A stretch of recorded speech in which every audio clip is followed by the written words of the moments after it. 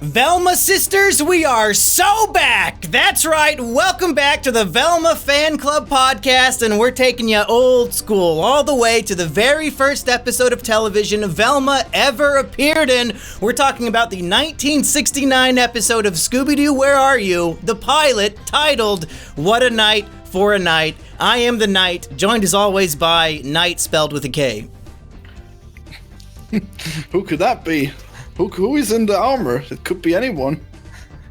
Maybe it's the villain in disguise. Is that you, Florian Himsel? Florian's the knight. Yeah, I guess I was conning everyone into thinking I was stealing something, you know? Well, he does White Knight for the Velma cartoon all the time, so I guess it would be appropriate. And we're also joined by E-Rich.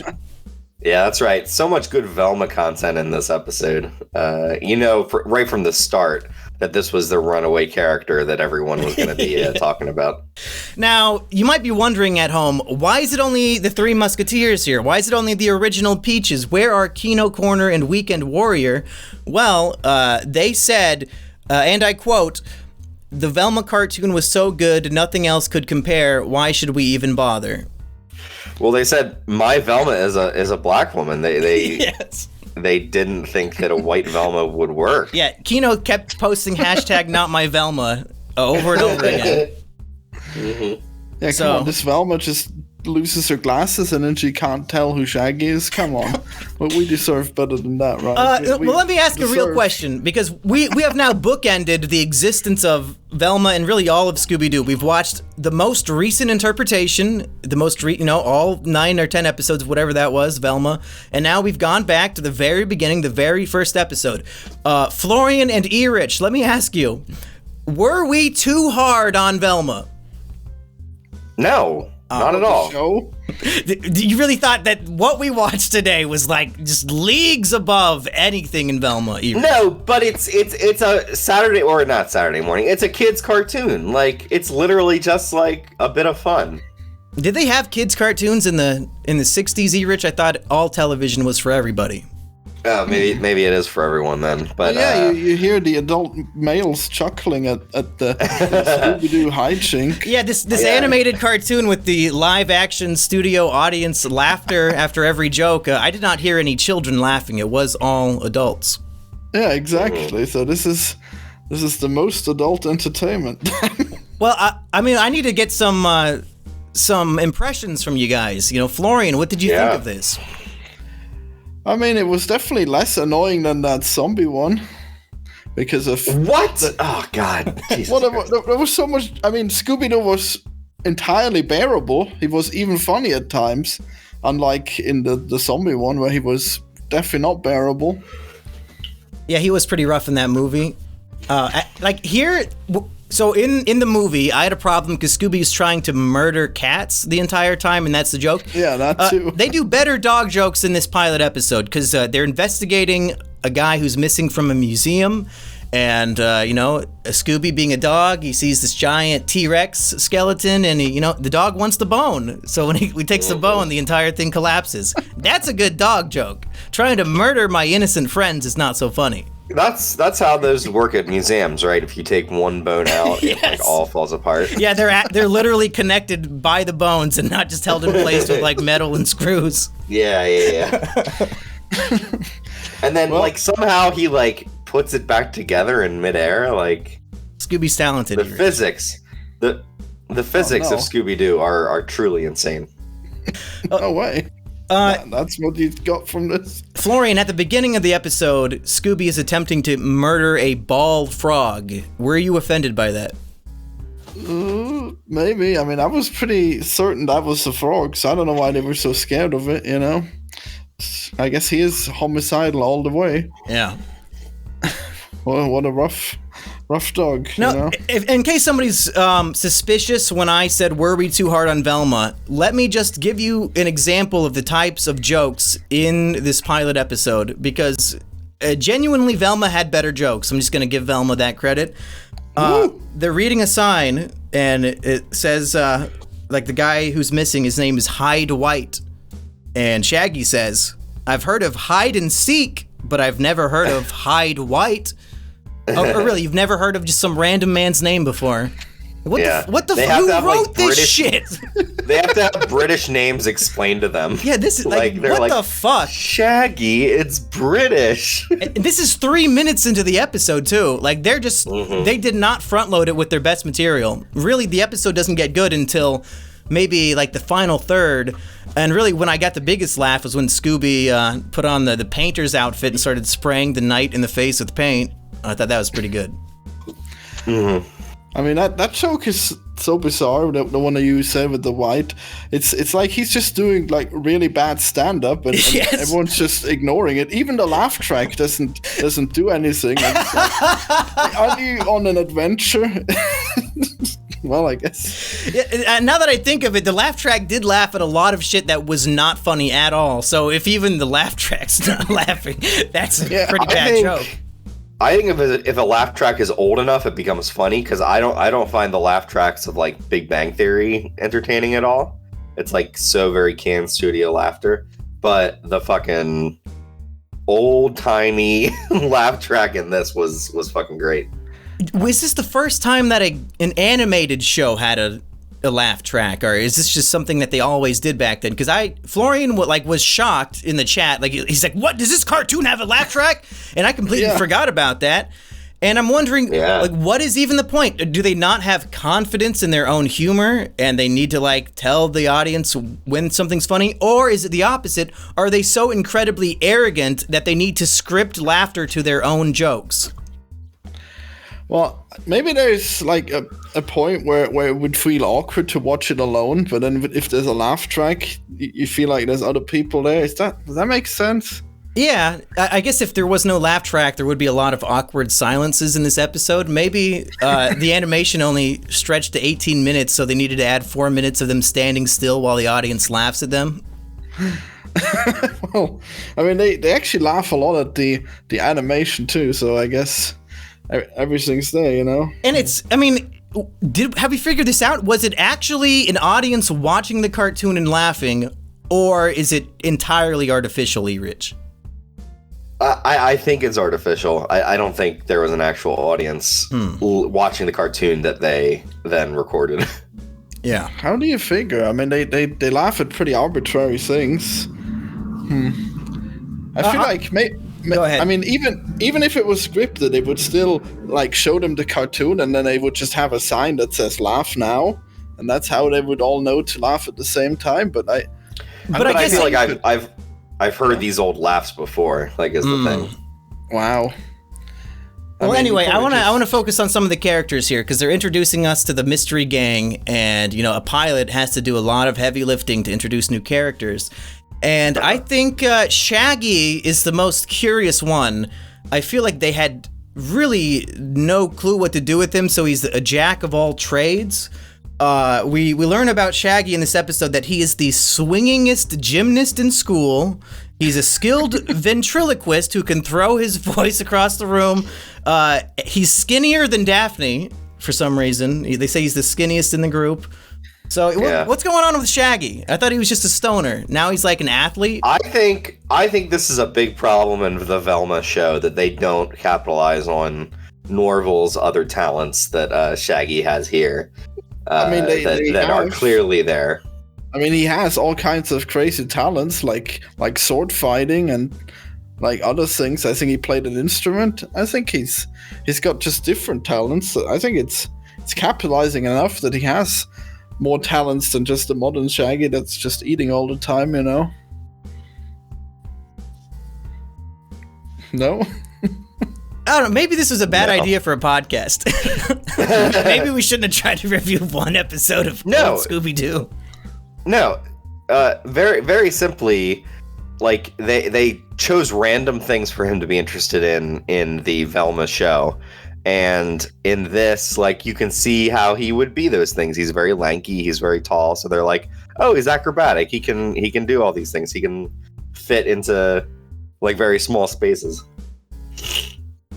Should we talk about what other characters do you guys want to cover now that we've done Shaggy? I mean, well, Fred basically doesn't do anything. He's the leader. Yeah. He's like basically just giving people tasks to do. Now, I do love was that this he character instantly so splits offensive off. to you that in the future they need to really emasculate him and shit all over him for his race and gender based on how he behaved in this episode? Mhm. Damn, I guess I must have missed out on all his white privilege that was clearly showing. Yeah, where was all like the sexist comments that he should have been making and, you know, flaunting his privilege in their face? I must have missed it. Is he supposed to be rich in this show as well?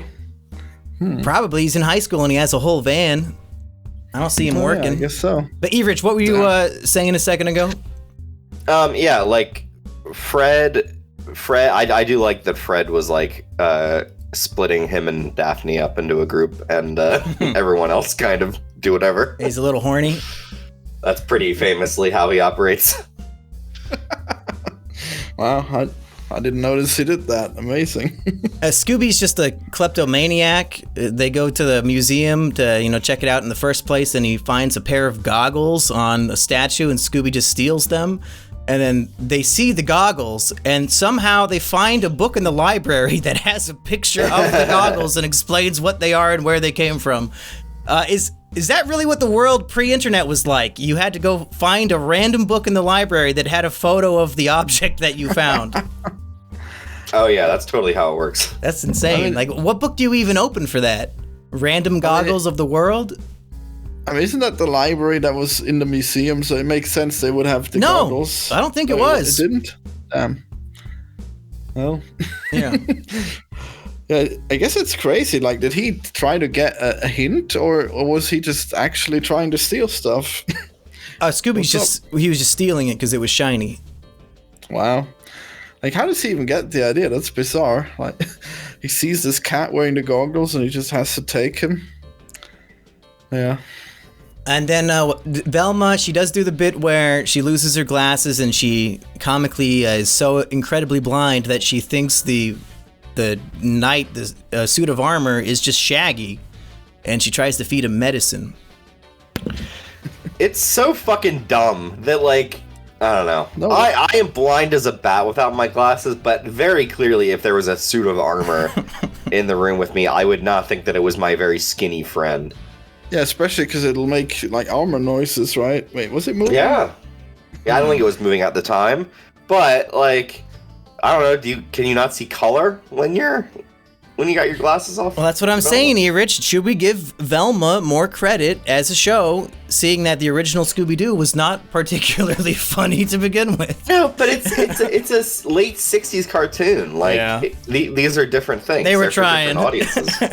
Yeah, right. This is what people thought was funny in the late '60s. I mean, I agree it's okay because like, this is probably the first time anyone has ever seen a cartoon character lose their glasses, so it would make sense that she'd be completely blind, you know? The question is, how often are they gonna repeat So you're that saying, show? like, because it's a cartoon, they can establish any kind of rules they want, and we just have to be like, oh, they're cartoon characters. Sure. But the problem mean, is, as it's Florian is funny. implying here, the problem is they will continue this joke in every episode for the rest of the show. I mean, Yeah. I didn't actually know that would happen. I It guess. definitely does. That's like Velma's main thing. Oh, jinkies, I can't see without my glasses. Every fucking episode. Oh boy. I wonder if you'll watch more of these. No, I think, Damn. you know what? I think we're going to struggle to talk about this for even 2 more minutes. So I think next week or next month, we should definitely go to the James Gunn Scooby-Doo live action movie. Oh yeah, I can't wait for that one. Oh man. Yep.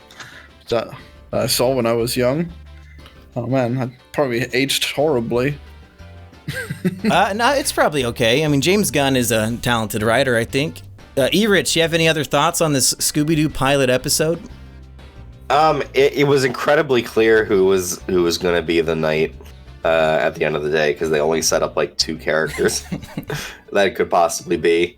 So I think the mystery is incredibly open and shut, easy to deduce. And I hope that in future Scooby-Doo episodes that they do a little bit better job of setting things up. But it's really just a bit of a runaround, a bit of a, like, it's kind of what you expect Scooby-Doo characters to do for the most part. I do wish they ran through a hallway and got mixed up in doors and stuff. They're the best. Every hallway is gonna have infinite doors.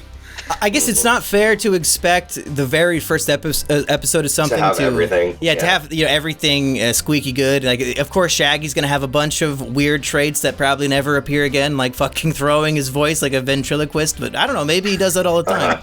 But I'd say the thing that they had perfect from the very beginning was the music. The theme song is fucking killer, and then just the OST playing in the background. Oh, yeah. So jazzy and nostalgic for me. It's top tier music.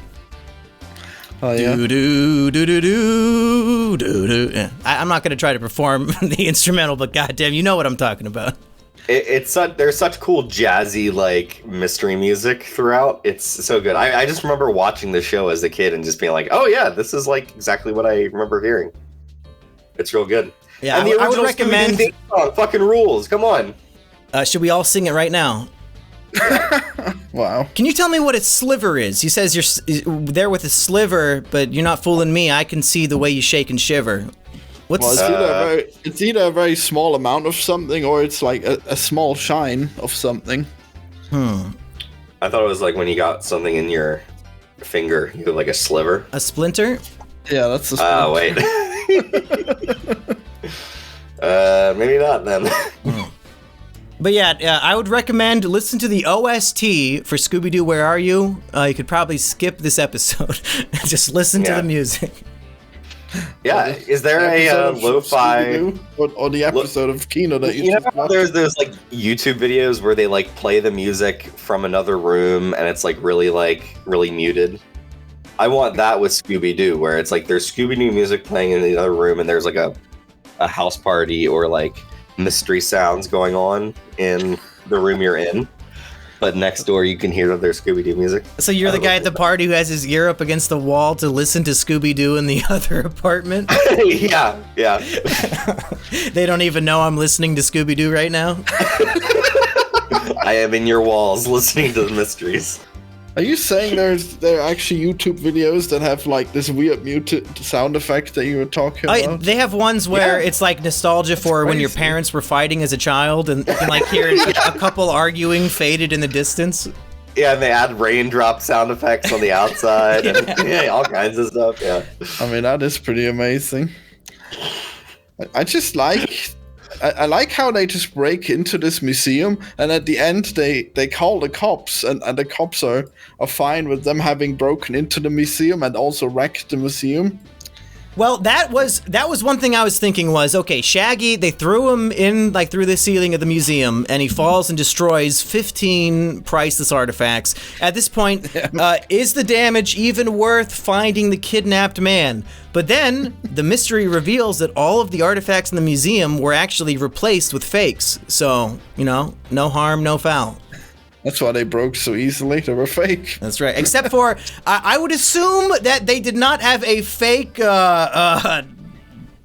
plane that Scooby and Shaggy like get to like the Kitty Hawk fucking original plane from the Wright brothers and start flying it around the museum, and they completely destroy it and break off the wings. I'm guessing that was a real piece of history lost for the sake of this mystery.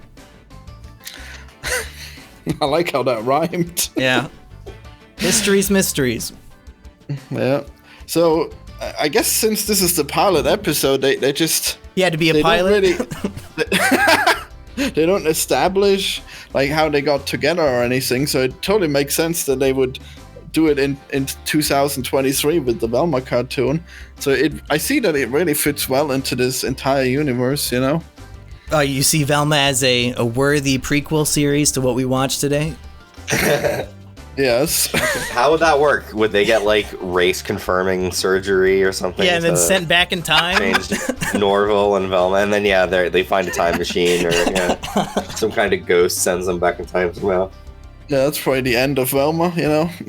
Exactly that. Yeah. You know what? You might not even be wrong, because we still have plenty of Velma seasons to come out in the future. They could end it any which way they want. Yeah, I can't wait for that. Just the good old time travel to make it all like the pilot trick. Is Scooby-Doo huge in this at times? He seemed scary to me. at various points. How What big dog is was. he modeled off after? Like a Great Dane or something? Yeah, some kind of Great Dane. Mastiff, or I don't know what dogs are, but yeah, he's supposed to be a very, very big dog in real life.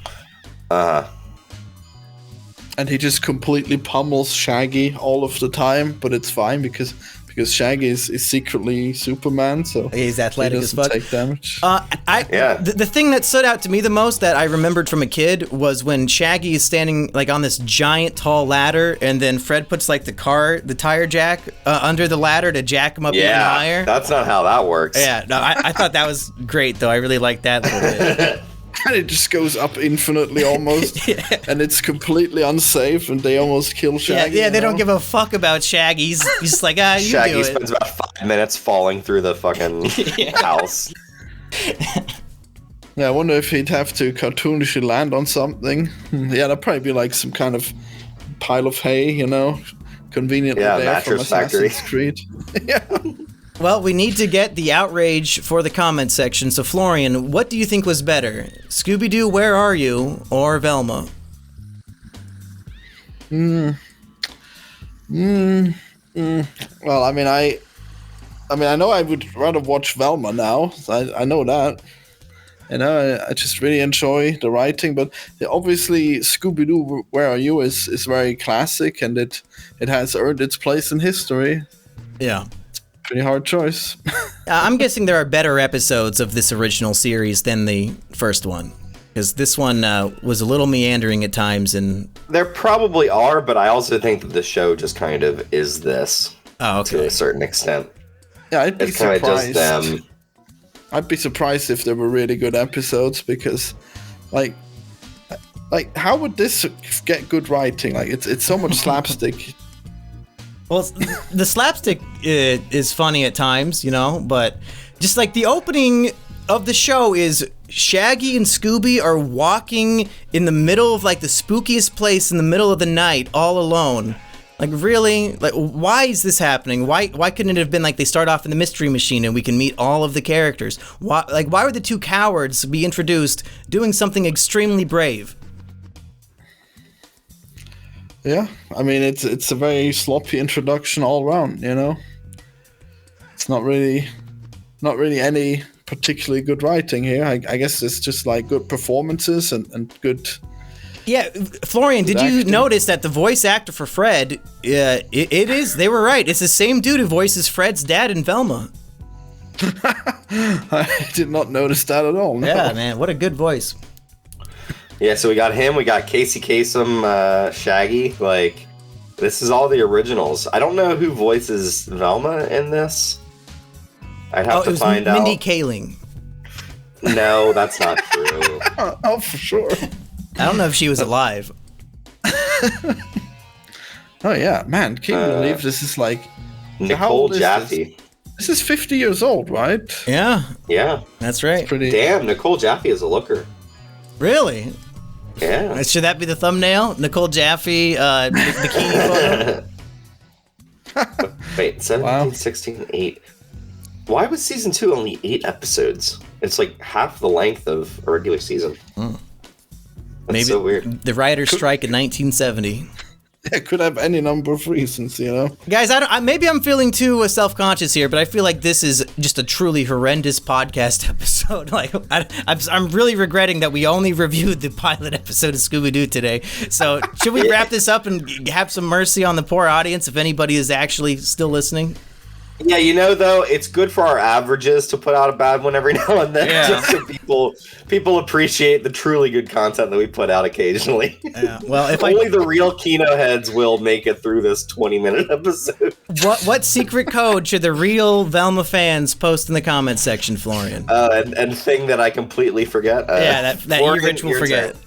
Oh, yeah, just post Jinkies, Post Okay. some Zoinks. Yeah, nobody will guess that one. Yeah, just post Jinkies in all caps. Hell yeah.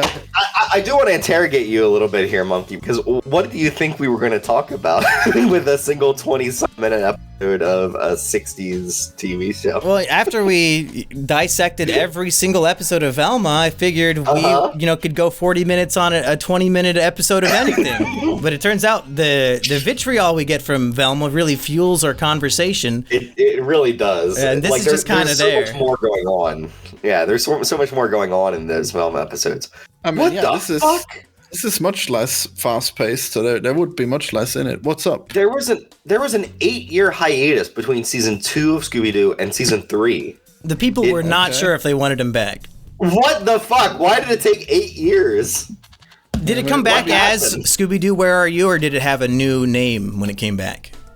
No, it's part of the same show. Oh, okay.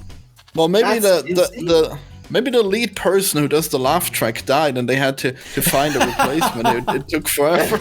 Yeah, because audiences watching it without the laugh track could not get through it. Can we get some? Can we get some audience laughter from everyone in the group here, and then we can. Actually, that's what we should have done. We should all record our laughter and put it into this episode into the podcast. So, yeah, it makes it seem like it's a funny podcast that everyone enjoys and loves. So from now on, whenever we have an awkward silence, we can just insert ourselves laughing to make it better. I mean, I already laughed too much. Okay. I guess it'll be overkill. No, we're all going to take our turn one at a time. Florian, do your 10 seconds of laughter now.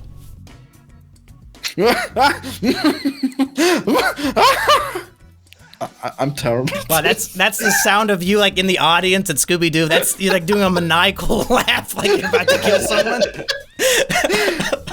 I was put on the spot and I could not think how a normal laugh would happen. Now, E-Rich, instead of having you and me also do that, should I just layer 3 of Florian's laughter? Yeah, over just itself? do 3 Florians just slightly out of sync with one another. Yeah, and I'll make like one like a lower baritone pitch. So it sounds like some maniacal, deep-voiced black man is also laughing. Yeah, I just aced that so well. I guess I gotta do it would be incredibly funny, and like nobody would ever know, but you would like cameo a bunch of celebrities to do like 10 seconds of laughter, and then you literally just like cut together a bunch of celebrities laughing. Yeah, so all the world's richest and most famous people are laughing at my joke. Yeah, exactly. Right. Oh yeah. I think we really saved it at the end, guys. I mean, I think. Yeah. If you listen to this podcast, skip to the end. We saved the best for last. We really did. I mean, geez, you just gotta have like an okay podcast sometimes. It's not bad. There was stuff to talk about. What are you? Oh no! Now Florian's defending the podcast. That's as bad as anything. Yeah, if Florian thinks this episode was good, it's got to be the worst one we've ever done. Yeah, nice jokes, Mom. Keep really did it. Oh no! I'll turn your shotgun of positivity around to me, please. Now, Florian, when Shaggy said he's heard of hide and seek, but not hide white, did you laugh? Because that's a sign of it if the joke is good or not. I literally don't even remember hearing it. Okay, well, good. Wow. Yeah. When did you watch this? I watched this morning on my phone. I mean, I was so distracted by a laugh track. It's amazing. Like, yeah, I should watch it again. I guess I underperformed in this podcast. You can just go to episode 2. You don't got to watch the shitty first episode again. Maybe. No offense, Scooby fans. I'm a hardcore Scooby fan as they come, and I was not that impressed by this episode. That's how I'm going to end this one. You guys have any other final thoughts? I know that some people really go to bat for some of the more recent. Mystery Incorporated, I think, is the one that people really like. So maybe we should give that pilot episode a shot at some point and see how it compares. Maybe. I think that's a lot more meta in a fun way, rather than Velma's meta in a fucking terrible way. Yeah, in a hateful way. I mean, we already had like the Zombie Island one being meta with them being bored of solving mysteries, and it's always the men who were introduced earlier that were the villains, you know. Mm-hmm. But I guess it's always been meta, and now it's become ultra meta with Velma. Mm-hmm. Isn't that how all of really modern culture is becoming, like post-meta, extreme post-super meta, irony meta, every single thing needs to be a reference to itself meta. Overwatch meta. Damn. Overwatch? So shout out to who? What Joss Whedon? Who is responsible for this shit, E-Rich? Who are we blaming for all this meta bullshit?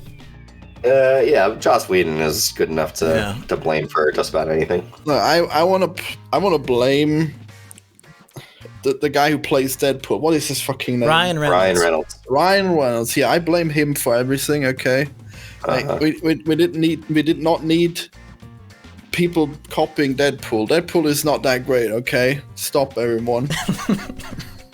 That's fair. I mean, to be fair, Deadpool could hardly even make 2 good movies, so even he didn't have that much.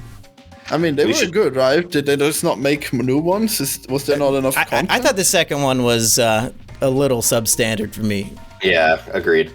Florian, have you ever been to a Hot Topic? No, we don't have those. Oh, thank goodness. Think we should, blindfold you, lead you into a Hot Topic, and then, close all the doors and see what happens. Well, it'd be like, what, like a Five Nights at Freddy's where all the fucking goth emo shit comes alive to kill Florian? Yeah. So, are you just gonna be surprised how I dress when I leave it? Is that it? Am I gonna be? No. I'm just interested in how you deal with the psychological torture of being around Deadpool stuff all the time. Is that what you find there? Oh God. Well, yeah, anything that like a 14-year-old girl would enjoy is that Hot Topic. Yeah, there should also be a bunch of emo kids in there who all cut themselves. Wow. Should we stop podcasting? Yes. Not in general, just today. Oh shit! Yeah. Is this the end? No, I mean, like, should we get the fuck out of here? Florian, I mean, that's a go ahead. That's a good way to sell this episode. Is saying is this the end of his? No, he's done that too often. Please. That's too meta for the monkey. He's played the card too much. Yeah, but that's meta. Playing the card one more time. And people love having the possibility of never getting us again thrown in their face. Florian, would you like to plug your new channel for the first time?